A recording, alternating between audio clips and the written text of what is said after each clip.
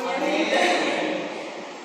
Saí do meu estado natal, de onde eu nasci, e vim para Pernambuco, tendo que passar por uma adaptação nada fácil, longe das pessoas que conheço, da minha família e do lugar onde eu me sentia em casa.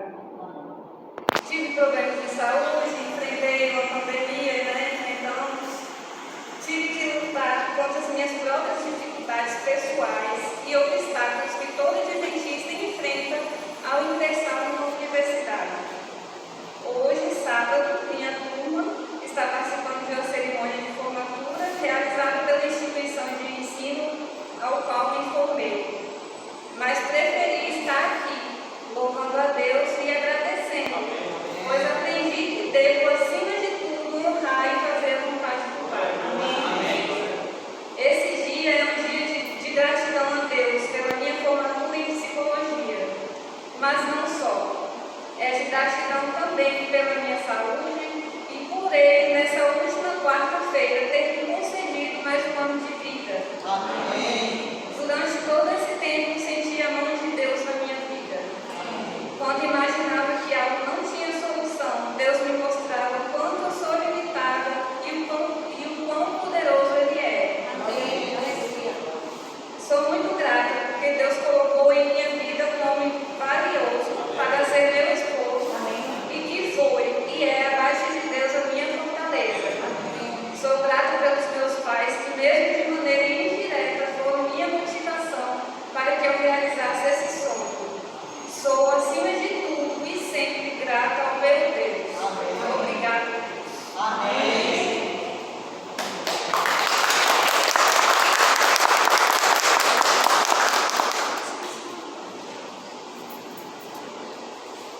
Charles agora vai fazer uma oração e em seguida ele vai cantar um louvor.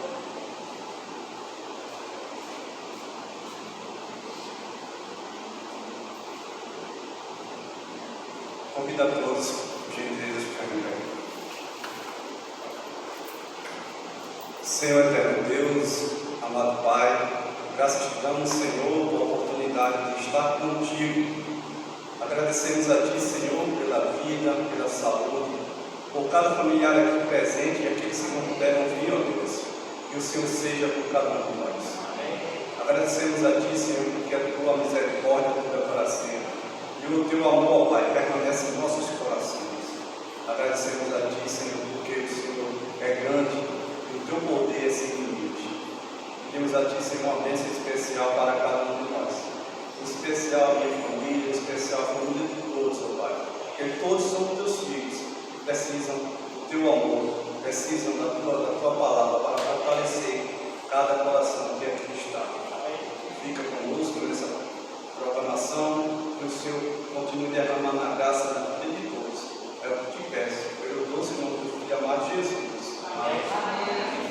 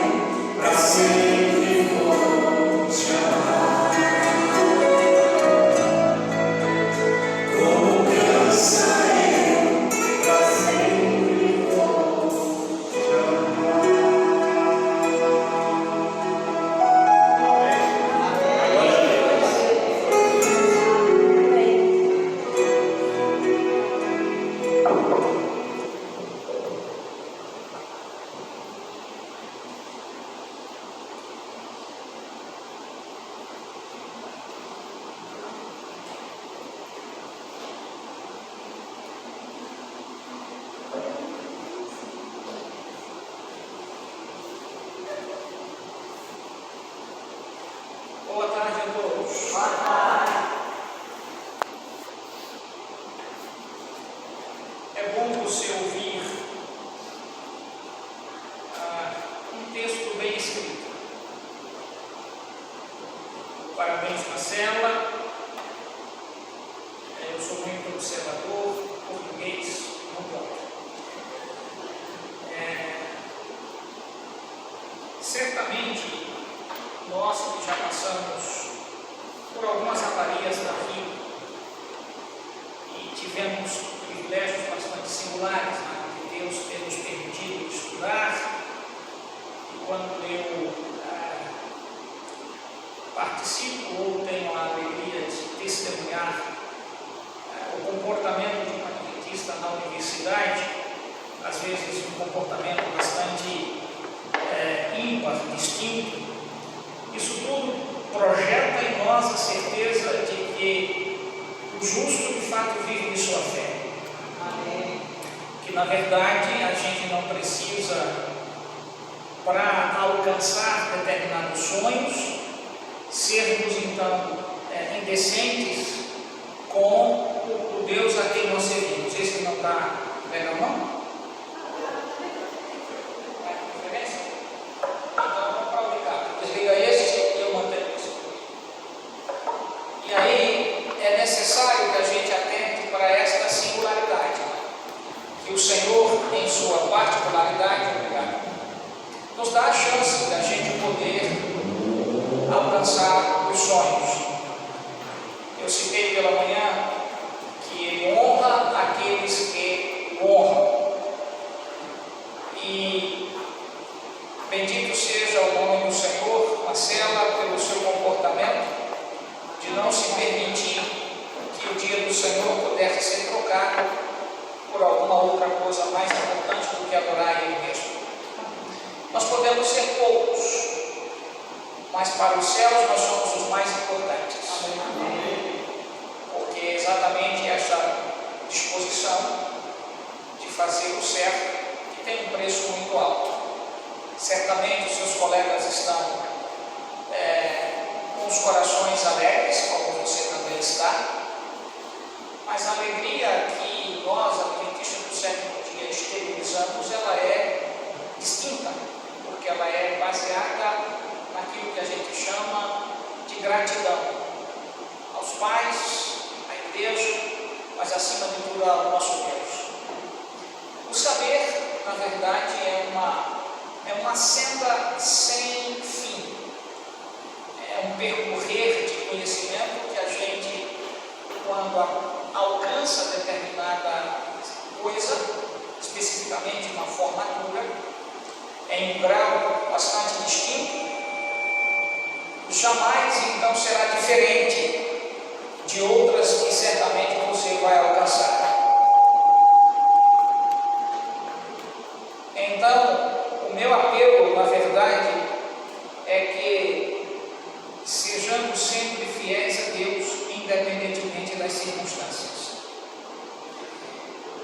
Eu recebi um texto pensando exatamente na profissão que você se especializou, como, portanto, aí, psicóloga. Certamente vais encontrar, se assim fores atuar para auxiliar pessoas, situações bastante distintas.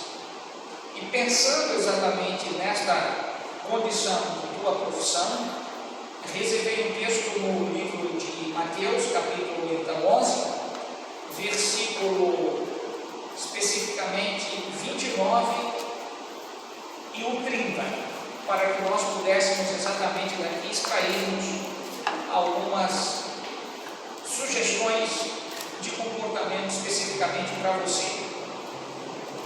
Mateus 11, 29 e 30.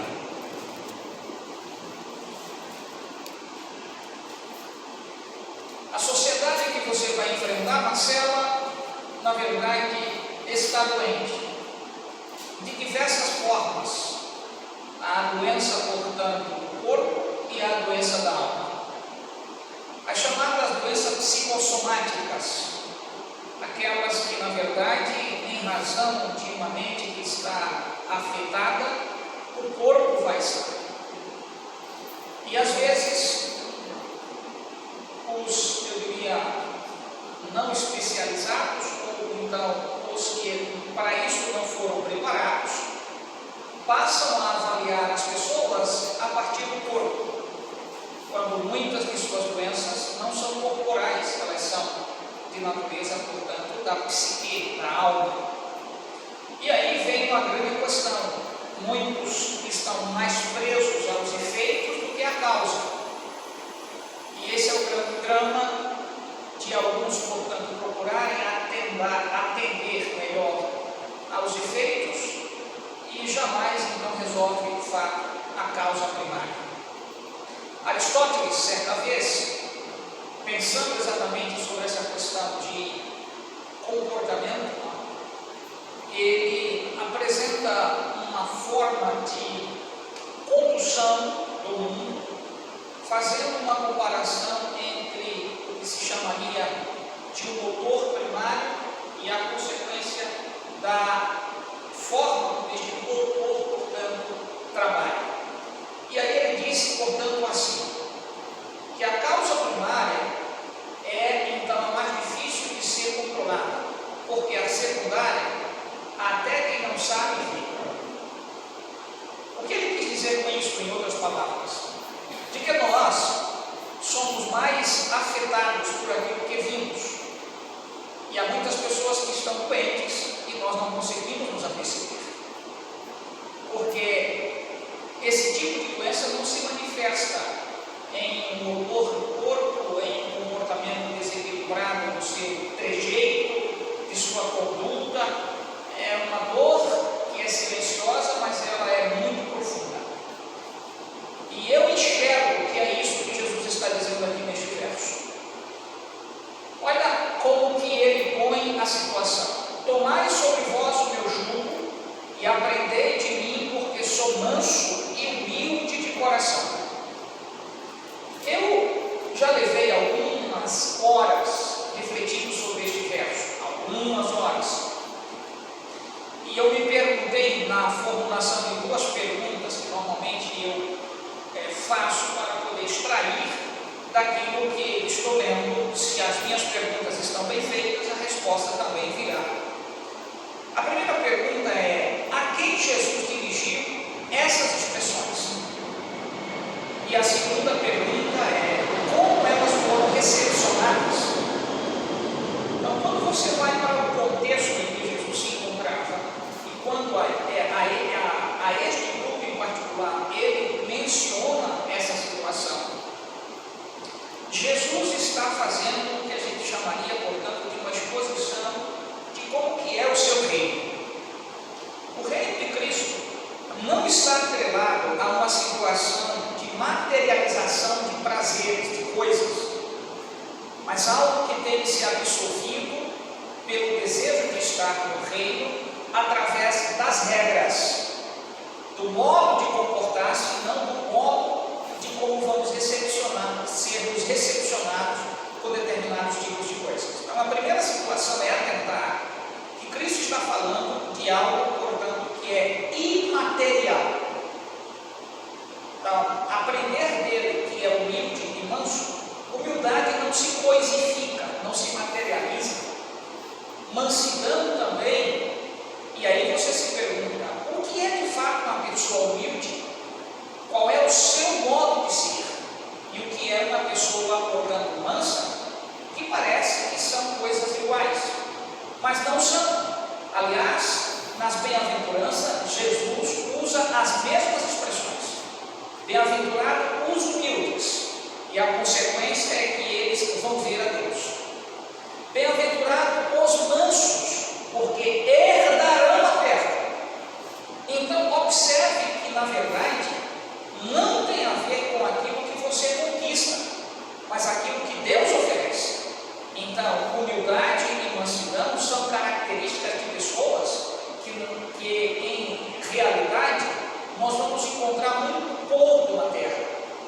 Mas para aqueles que se preparam para estar na terra que o Senhor dá, e para aqueles que querem de fato ver a Deus, estas características não não podem estar ausentes.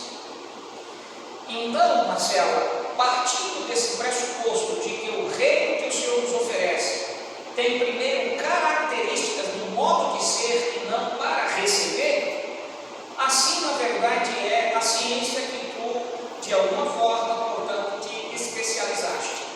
A psicologia, embora seja uma ciência, eu diria, de um saber bastante moderno, é fruto de determinadas áreas, de outros tipos de saberes, que não conseguiriam responder certas situações. Por exemplo, você sabe que a psicologia nasceu exatamente de uma situação, de um drama envolvendo observação do corpo humano que a ciência do século XIX não conseguia responder. E aí, quando se pensou como responder a estas coisas, a então chamada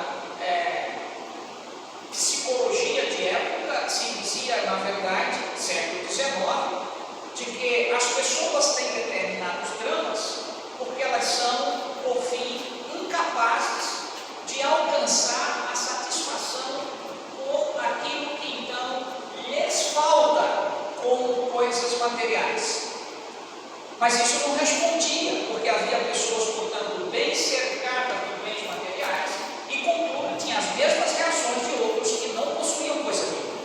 Então, se passa a refletir de que, na verdade, não é a ausência das coisas que tornam estas pessoas, de alguma forma, afetadas.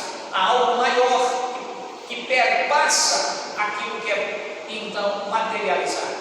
Bens, posições, família, estrutura, podem estar muito, eu diria, cercadas destas coisas, mas, contudo, não seriam a si mesmo felizes. E aí diversas proposições foram expostas. Freud, por exemplo, começa a propor que, na verdade, as pessoas precisariam ser tratadas não coletivamente, mas individualmente, cada uma com o seu modo de ser. E aí, da filosofia, começaram a buscar respostas para justificar o modo de tratar essas pessoas. Mas a filosofia também apenas fazia a discussão, mas não encontrava a solução para o problema da pessoa em particular. E aí se separou uma área de conhecimento que não é, portanto, da situação específica da chamada então ciência freudiana, a psicanálise, por exemplo, e não era também da área específica da filosofia. E então foi se afunilando um modo de aprender a verdade do corpo humano através então de suas reações. A isso se chamou então de psicologia. E o que isso significa? Esta é uma expressão que a gente chama justaposta. Você tem a psique como sendo uma expressão para localizar o nous, o raciocínio, o espírito, aquilo que a gente, portanto, tem como chamado de o pensamento, e como estudar, porque não se poderia levar para um laboratório, abrir um cérebro e ali então tentar entender como então a sinapse ocorria, as correntes, portanto, ali dos neurônios, nada disso tinha lugar. A questão é que a alma sofre, e aí veio, portanto, a neurologia, o estudo da alma. Só que estas, então, exposições foram tão diversas que hoje você tem diversos níveis de conhecimento da psicologia. Você tem a psicologia, portanto, baseada em Jung, Carl Gustav Jung. Você tem a psicologia baseada, então, no modo de aprender o ser humano, como Freud fizera mais tarde, com o que se chama, portanto, da Gestalt. E você tem de entender que hoje, por exemplo, nós temos a chamada psicologia baseada, portanto, no comportamento através de estímulos. Você pode saber que uma pessoa pode, na verdade, ter uma reação diante de uma coisa e aquela mesma coisa ser apresentada em outro momento e a reação ser diferente. Por que isso ocorre? Então, isso é o mundo da pesquisa, do estudo. O detalhe é que nós, seres humanos, somos seres complexos. E Jesus não estava dando uma aula de psicologia, nem eu estou. Estou tentando, na verdade, levá-los a entender, especificamente a Marcela, que o drama que ela, portanto, vai encontrar muitas vezes são de pessoas que vão depositar em você, assim como às vezes depositam no pastor, a solução para o problema que estão enfrentando, e você vai sair dali, portanto, como alguém inerte, incapaz, trucidado, voltar para casa para tomar um banho, depois então conversa com a família e dormir, e na sua própria mente, a visão daquela pessoa a qual você não teve condições de resolver o problema. Esse é o seu drama, como então profissional. E como sublimar tudo isso e não se permitir que a família seja afetada, porque nós estamos afetados. Então é onde eu entendo que Jesus está aqui chamando a atenção que há coisas que nós temos de ter humildade de reconhecer que nós não podemos, que nós não conseguimos.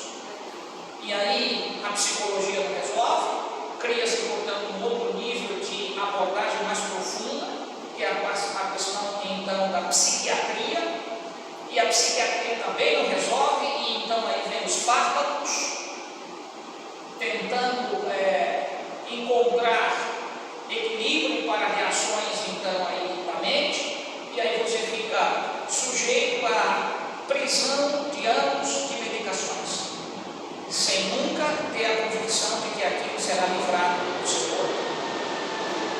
Isso somos nós. E usando uma frase de Freud, todos nós temos um pouquinho de loucura. E um livro, na época que foi escrito, eu li muita coisa dessa jornada de estudo, e tem um livro, portanto, bastante famoso, chamado O Elogio da Loucura, de Erasmo de Rotterdam, que eu sugiro que depois você dê uma lida neste livro. O Elogio da Loucura. A tese principal é que, na verdade, nós não sabemos qual o momento que podemos então chegar a desconhecer a nós mesmos. Minha mãe tem uma filosofia que diz: cuidado nos 5 minutos de bobagem, que é quando você pode fazer besteira. Então, quando você achar que você sabe de muita coisa, lembre-se que você vai ter 5 minutos de bobagem. E aí você pode fazer besteira nesses 5 minutos.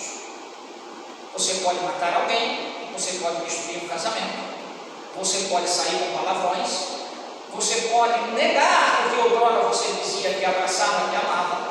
E nós temos episódios na Bíblia que registram exatamente esse instante. Você se lembra de Pedro, por exemplo?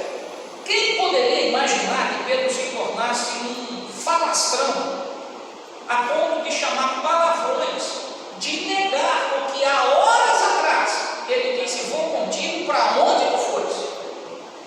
Mas no momento que uma mulher insistente disse: tu és um deles, ele disse: não, não sou. E ela insistiu um pouco mais, ele chegou a dizer: eu nunca nem ouvi. E ela foi mais insistente, ele disse: como está insistindo, agora palavrões. Quer dizer, os 5 minutos de bobagem de Pedro apareceu. E aí é onde a gente tem de atentar, que Jesus disse certa vez assim para Pedro: ora, o diabo está tentando te destruir, mas eu intercedi por ti. Então, Marcelo, vai chegar em situações, se você for clinicar, de pessoas que virão com dramas tão profundos que você só vai ter convicção de que você é útil se continuares humilde e mansa diante dos pés de Jesus. Fora disso, teorias, discussões, propostas, e aí se a visão é de background, apenas cifrões, não é de fato de ajudar pessoas, vais continuar com sessões, e essa pessoa estará presa e nunca liberta. Então, assim como você escrevera no seu texto lá, preferiu fazer hoje um culto ao Senhor a estar em uma reunião totalmente distinta, quando estes teus clientes aparecerem, lembrem-se que acima de cliente está ali uma personagem que carece da graça de Cristo. Aí você vai entender o que de fato é humildade e mansidão. E são estes que de fato vão herdar a terra que o Senhor vai fazer, e são estes que poderão vir a Deus, os humildes e os mansos. A expressão usada por Jesus aqui, para manso, é a palavra então grega praus. Essa expressão, na verdade, significa suave. Então, como é que você pode ser uma pessoa suave? Na verdade, todas as vezes que a gente encontra um profissional, seja de qualquer área que seja, aonde ele é muito arrogante, aonde ele se põe como jactancioso, não é um profissional. Na verdade, é um ganhador de dinheiro. Deus não precisa dessas pessoas. Deus precisa de pessoas que sejam humildes, que sejam praus, suaves, que olhem para as situações e reconheçam que não podem. E aí, por mais que você leia, por mais que você tenha informação, você tem de recorrer a Jesus. A outra expressão é humilde.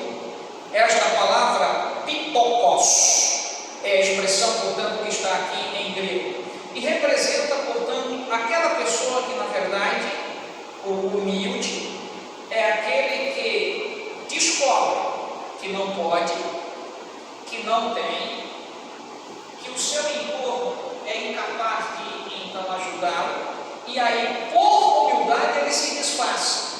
Ele diz: eu vou procurar alguém que tenha, portanto, a solução para isso. Porque o arrogante, ele age no sentido oposto. Ele não sabe, mas ele insiste em fazer. Quando dá errado, ele diz que a culpa é sua. Não assume. Então, pitecos, seja exatamente isto: alguém que, reconhecendo que não pode, vai buscar uma fonte que é capaz de resolver. Para quem Jesus estava falando? Esta foi a pergunta que eu formulei para que a gente compreenda o texto. Jesus está lidando, portanto, com gente que está muito sofrida ali em Cafarnaum. Gente que tirava o pão de cada dia do mar, gente que circulava na cidade para comprar um peixe aqui, outro produto acolá, ir, inclusive, para a beira do lago, muitas vezes, e voltar sem nada para casa. Então, a este grupo, Jesus propôs esta solução. Vocês que estão cansados do quê? Da vida.